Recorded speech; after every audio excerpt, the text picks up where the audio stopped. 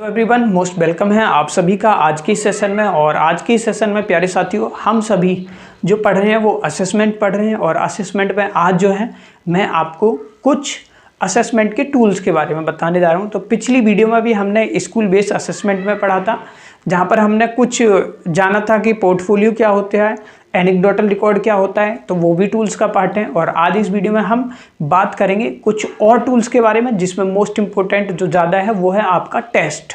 तो टेस्ट के बारे में आज हम जानेंगे, क्योंकि अमूमन आप सबको पता होगा आपने स्कूल में ज़्यादा से ज़्यादा टेस्ट दिए होंगे, इवन हम कॉलेज में भी टेस्ट देते हुए आए। ठीक है, तो हम टेस्ट के बारे में जानते हैं। ठीक है, तो चलिए आज का हम जो है हम क्या पढ़ रहे हैं, टूल्स के बारे में पढ़ रहे हैं। तो आप सभी हेडिंग लगा लीजिए टेस्ट।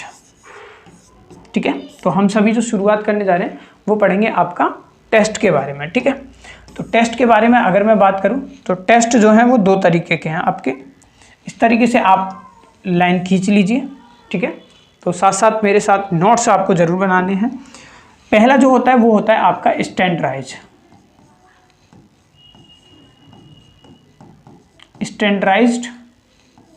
टेस्ट। ठीक है, देखिए स्टैंडर्डाइज्ड टेस्ट क्या होते हैं। अगर मैं स्टैंडर्डाइज की बात करूं आपको, तो जो लार्ज पॉपुलेशन पर लिए जाते हैं, तो सबसे पहला आपको ध्यान रखना है इसमें बात कि ये ज़्यादा संख्या पर लिए जाते हैं, लार्ज पॉपुलेशन पर लिए जाते हैं। जैसे कि देखिए अगर हम बात करते हैं, जैसे आपने देखा होगा कि जब आप तैयारी कर रहे होते हैं किसी एग्जाम की, जैसे मान लीजिए आप में से कुछ साथी सीटेट की तैयारी कर रहे हो, तो सीटेट जो है वो लार्ज पॉपुलेशन पर लिए जाने वाला टेस्ट है आपका। इसी तरीके से आप देखिए जैसे सीबीएसई पेपर तैयार करती है, जैसे आप सभी 12th पास करके आए होंगे, तो बोर्ड की अगर हम बात करें तो सीबीएसई में बहुत सारे बच्चे जो हैं क्या करते हैं, अपेयर होते हैं। ठीक है, तो सीबीएसई क्या करती है, पेपर तैयार करती है, तो वो लार्ज पॉपुलेशन पर बहुत ज़्यादा संख्या में होते हैं। तो हम बोलेंगे जो सीबीएसई का भी आपका पेपर होता है वो कौन सा है, आपका स्टैंडर्डाइज है। ठीक है, तो स्टैंडर्डाइज टेस्ट कौन से होते हैं, जो लार्ज पॉपुलेशन पर लिए जाते हैं।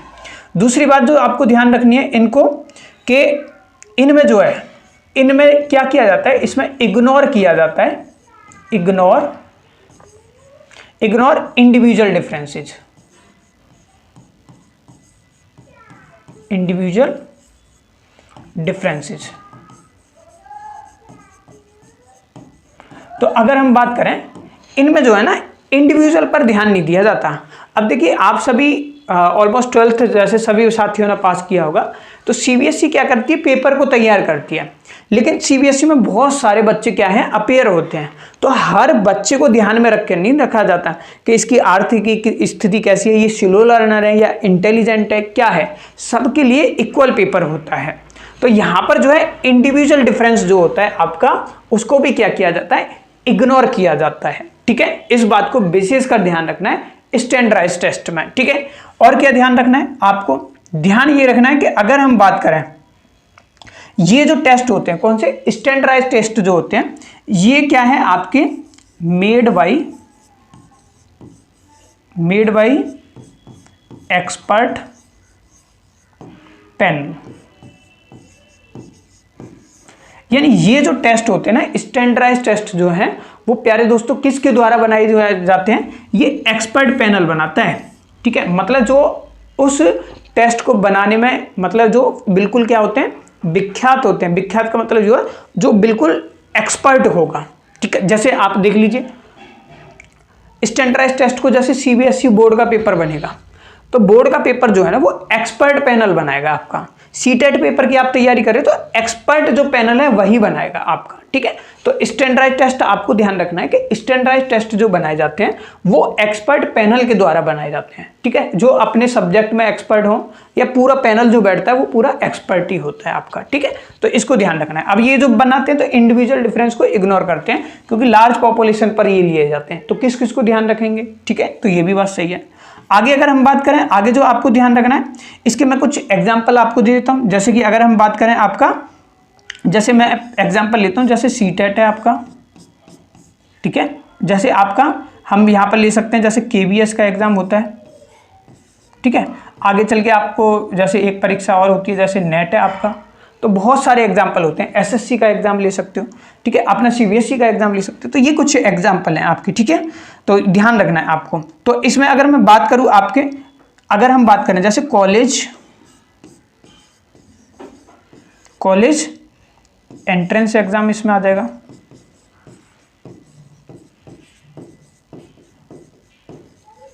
ठीक है। कैसे, जैसे आप में से कुछ साथी बीएड भी की भी तैयारी कर रहे हैं, तो भाई सीयूटी अगर आप ले रहे हो तो देखो कॉलेज एंट्रेंस एग्जाम है, तो बहुत संख्या में सीयूटी में बच्चे क्या करते हैं, अपेयर होते हैं, तो एक्सपर्ट पैनल बनाते हैं, स्टैंडर्डाइज्ड टेस्ट होते हैं आपके, ठीक है।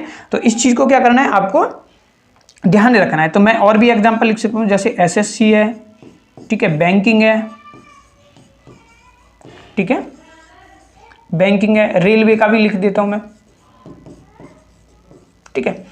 आपको कंफ्यूज नहीं होना है, आपको ये देख लेना है कि ज्यादा संख्या पे कौन सा एग्जाम लिया जा रहा है, तो वो क्या होगा, आपका स्टैंडर्डाइज्ड टेस्ट होगा, ठीक है। लार्ज पॉपुलेशन पे लिया जाते हैं, इंडिविजुअल का ध्यान नहीं रखा जाता है। सीयूटी पीजी में देख लीजिए कितने बच्चे अपेयर होंगे, ठीक है। क्लियर हुआ जी यहाँ तक, ठीक है। तो मैं एक और लिख देता हूँ, जैसे सीबीएसई, आपके स्कूल का भी लिख देता हूँ, CBSE class 12th board exam, ठीक है। तो होपफुली आपको ये समझ आ गया होगा कि स्टैंडर्डाइज्ड टेस्ट क्या होते हैं, जो लार्ज पॉपुलेशन पर लिए जाते हैं। दूसरा, इग्नोर किया जाता है इंडिविजुअल डिफरेंस को। इनको कौन बनाता है, एक्सपर्ट पैनल बनाता है, चाहे वो आपका सीटेट का एग्जाम हो, चाहे आपका सीयूटी पीजी का एग्जाम हो, जैसे college entrance exam, CBSE class 12th board का एग्जाम हो। तो ये होता है आपका स्टैंडर्डाइज्ड टेस्ट। दूसरा क्या होता है, दूसरा होता है आपका नॉन स्टैंडर्डाइज्ड टेस्ट, ठीक है। तो अब हम जो है दूसरा पढ़ेंगे, और ये है आपका नॉन स्टैंडर्डाइज्ड टेस्ट। चलिए टेस्ट भी लिख ही देता हूं मैं, ठीक है। तो पहला हमने पढ़ा स्टैंडर्डाइज्ड, अब हम समझेंगे नॉन स्टैंडर्डाइज्ड टेस्ट के बारे में। तो देखिए, अगर हम बात करें नॉन स्टैंडर्डाइज्ड जो टेस्ट बनाए जाते हैं प्यारे दोस्तों, ये बनाए जाते हैं आपके किसके लिए, स्मॉल ग्रुप जो होता है, ठीक है, उनके लिए बनाते हैं। देखो यहाँ पर लार्ज पॉपुलेशन लेंगे, या ये किस पर लिए जाएंगे, नॉन स्टैंडर्डाइज्ड के होते हैं, स्मॉल ग्रुप पे लिए जाते हैं। तो हम पहली बात इसमें ये लिख सकते हैं कि ये क्या होते हैं, आपके स्मॉल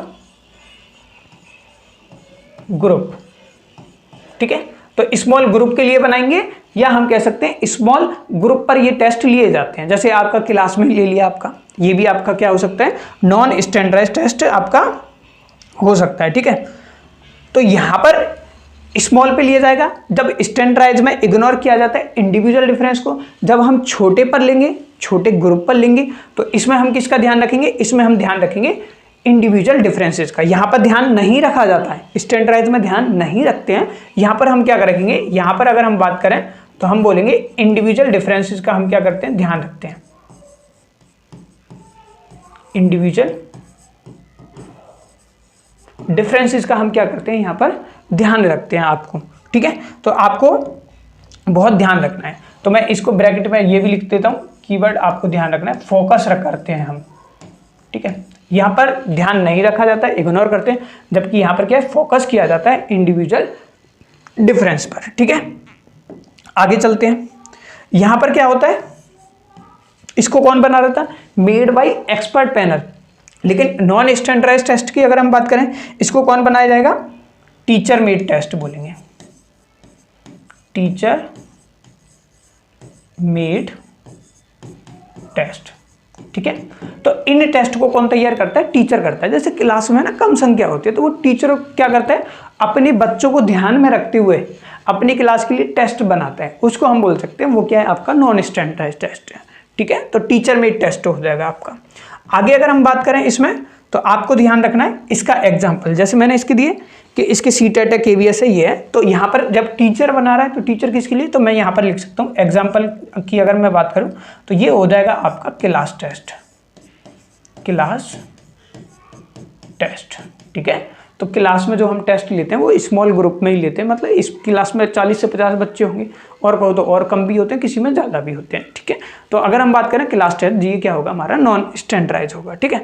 अब ये जो नॉन स्टैंडर्डाइज है, ये क्या होता है आपका, ये भी दो तरीके का होता है, ठीक है। आइए समझते हैं। तो आपको समझना है टाइप्स ऑफ नॉन स्टैंडर्डाइज नहीं होता, ध्यान रखना है। स्टैंडर्डाइज जो है वो 2 तरीके का होता है, ठीक है। क्या बताना है, देखो मैंने बोला था नॉन स्टैंडर्डाइज 2 तरीके का होता है, लेकिन नॉन स्टैंडर्डाइज नहीं होता, वो मैंने गलत बोल लिया, आपको ध्यान रखना है। स्टैंडर्डाइज जो होता है वो 2 तरीके का होता है। कौन कौन से, तो आप यहाँ से इस तरीके से लिखिए, मैं आपके नोट्स अच्छे से बनवाऊँ। आप क्या करोगे, टाइप्स ऑफ स्टैंडर्डाइज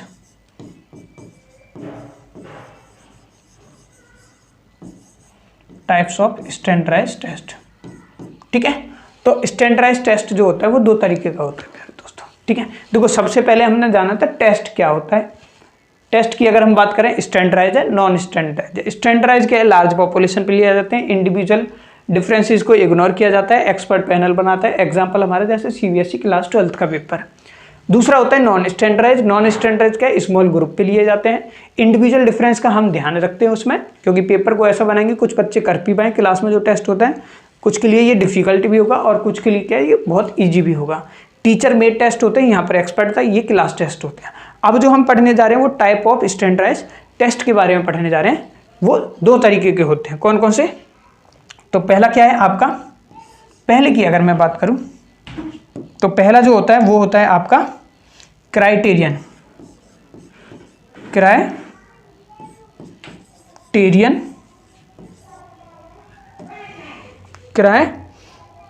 एक सेकंड देना भाई, 1 सेकंड बस।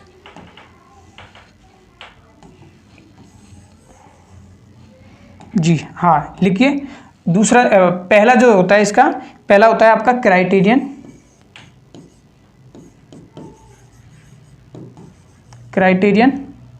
रिफॉर्म।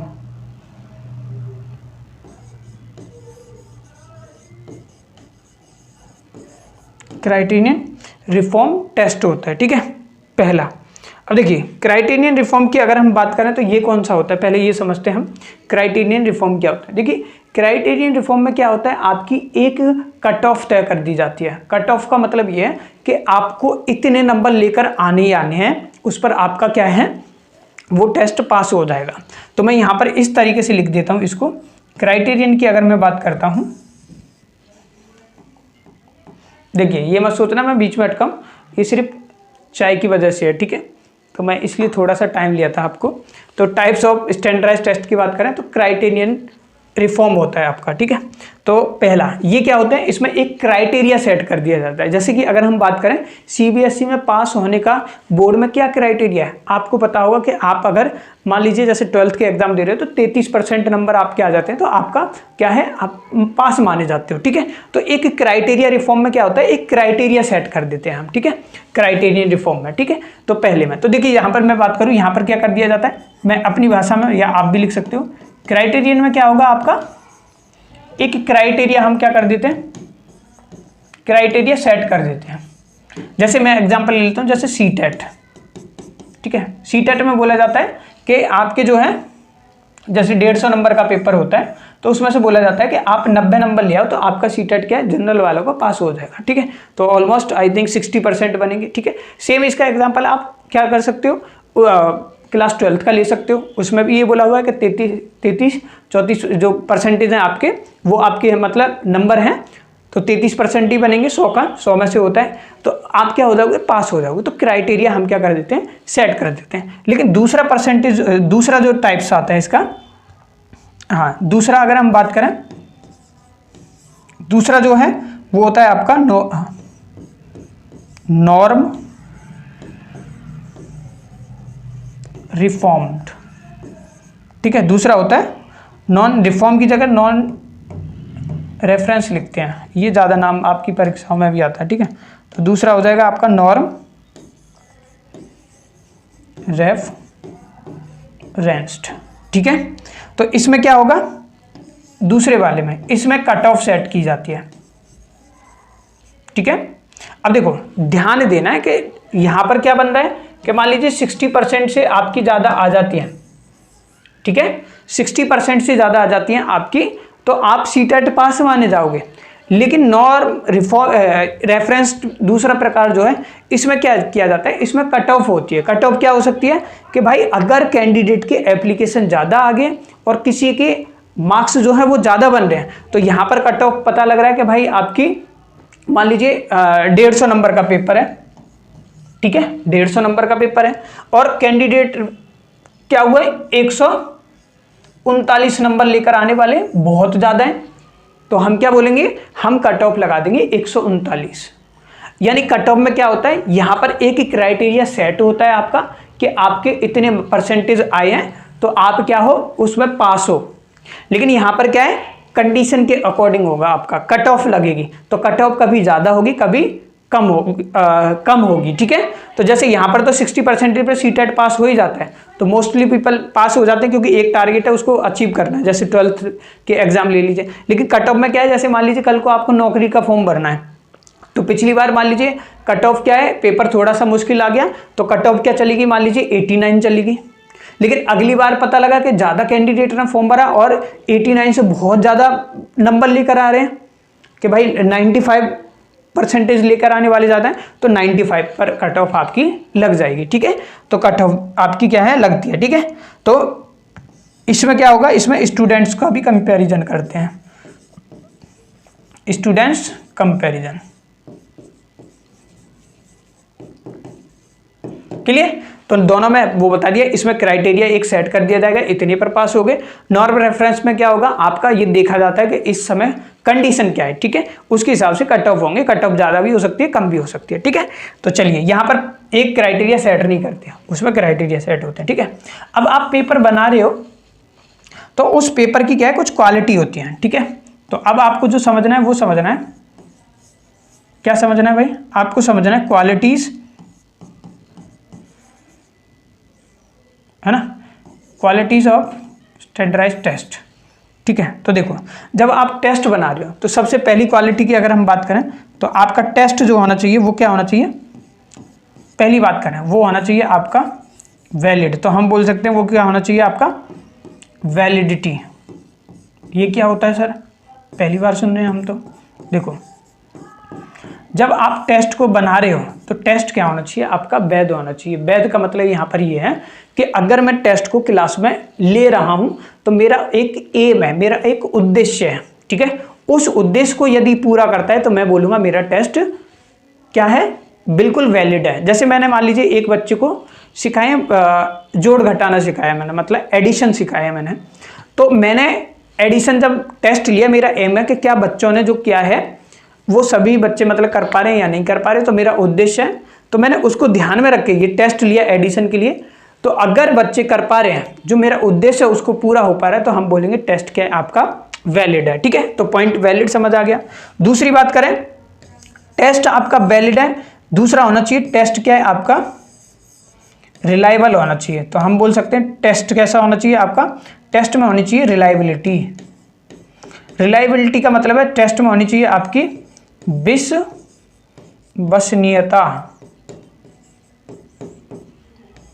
ये क्या है सर, तो देखिए टेस्ट यदि आपका वैलिड है तो आपका रिलायबल भी होना चाहिए। कैसे, देखिए हमें एक एग्जांपल लेते हैं। जैसे मान लीजिए आप वेट करने वाली मशीन लेकर आए, तो सुबह आपने वेट करा तो वेट दिखाया उसने 60 kg, लेकिन आपने आफ्टरनून में करा तो उसने दिखाया 68, और इवनिंग में आपने वेट करा तो उसने दिखा दिया 52। तो खुद बताओ उस मशीन पर आप विश्वास करोगे कि उसने जो वेट दिखाया है तीनों टाइम पर अलग अलग, क्या वो मशीन सही हो सकती है? आप बोलोगे बिल्कुल नहीं हो सकता।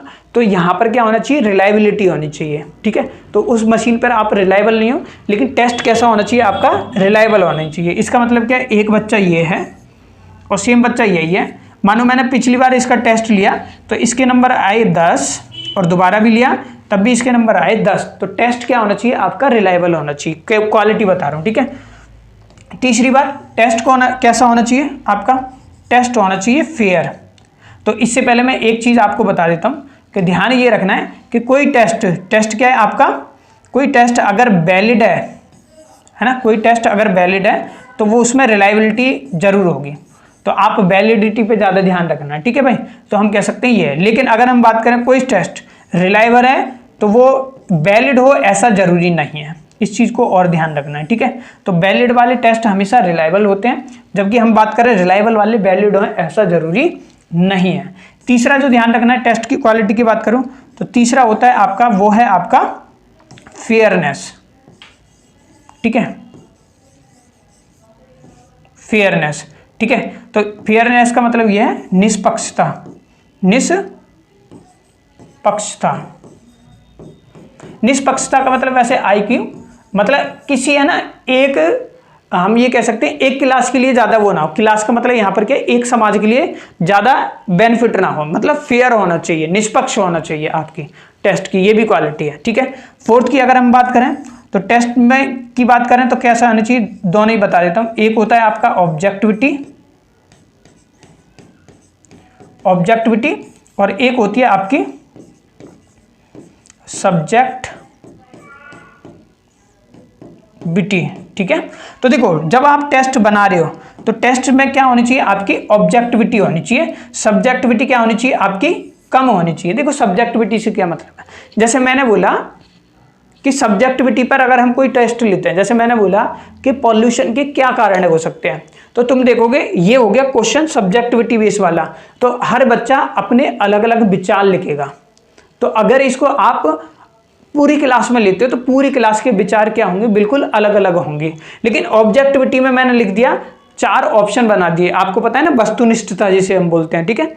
सब्जेक्टिविटी को क्या बोलते हैं, आपका वस्तुनिष्ठता।